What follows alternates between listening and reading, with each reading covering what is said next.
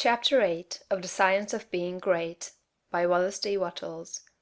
This recording is in the public domain. Consecration. Having attained to the viewpoint that puts you into the right relations with the world and with your fellow men, the next step is consecration. And consecration in its true sense simply means obedience to the soul. You have that within you, that which is always impelling you toward the upward and advancing way. And that impelling something is the divine principle of power. You must obey it without question. No one will deny the statement that if you are to be great, the greatness must be a manifestation of something within. Nor can you question that this something must be the very greatest and highest that is within. It is not the mind, or the intellect, or the reason. You cannot be great if you go no farther back for principle than to your reasoning power. Reason knows neither principle nor morality. Your reason is like a lawyer, in that it will argue for either side. The intellect of a thief will plan robbery and murder as readily as the intellect of a saint will plan a great philanthropy.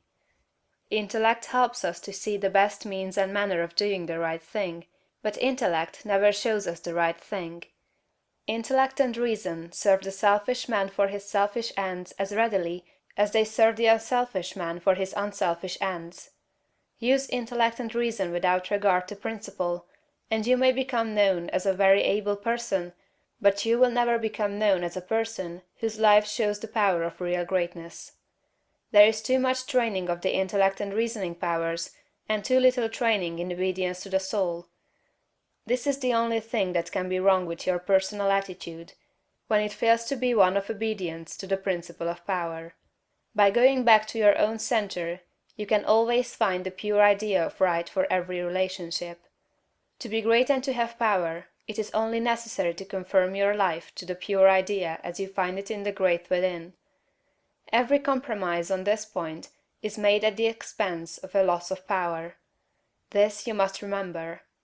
There are many ideas in your mind that you have outgrown, and which, from force of habit, you still permit to dictate the actions of your life. Cease all this. Abandon everything you have outgrown. There are many ignoble customs, social and other, which you still follow, although you know they tend to dwarf and belittle you, and keep you acting in a small way. Rise above all this. I do not say that you should absolutely disregard conventionalities, or the commonly accepted standards of right and wrong. You cannot do this. But you can deliver your soul from most of the narrow restrictions that bind the majority of your fellow men. Do not give your time and strength to the support of the obsolete institutions, religious or otherwise. Do not be bound by creeds in which you do not believe. Be free. You have perhaps formed some sensual habits of mind or body. Abandon them.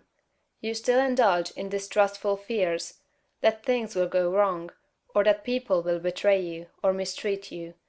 Get above all of them. You still act selfishly in many ways and on many occasions. Cease to do so. Abandon all these, and in place of them, put the best actions you can form a conception of in your mind. If you desire to advance, and you are not doing so, remember that it can be only because your thought is better than your practice. You must do as well as you think. Let your thoughts be ruled by principle, and then live up to your thoughts. Let your attitude in business, in politics, in neighborhood affairs, and in your own home be the expression of the best thoughts you can think. Let your manner toward all men and women, great and small, and especially to your own family circle, always be the most kindly, gracious, and courteous you can picture in your imagination. Remember your viewpoint. You are a god in the company of gods, and must conduct yourself accordingly. The steps to complete consecration are few and simple. You cannot be ruled from below if you are to be great. You must rule from above. Therefore you cannot be governed by physical impulses. You must bring your body into subjection to the mind. But your mind, without principle, may lead you into selfishness and immoral ways. You must put the mind into subjection to the soul, and your soul is limited by the boundaries of your knowledge. You must put it into subjection to that our soul which needs no searching of the understanding, but before whose eye all things are spread. That constitutes consecration. Say, I surrender my body to be ruled by my mind, I surrender my mind to be governed by my soul, and I surrender my soul to the guidance of God. Make this consecration complete and thorough, and you have taken the second great step in the way of greatness and power. Chapter 8.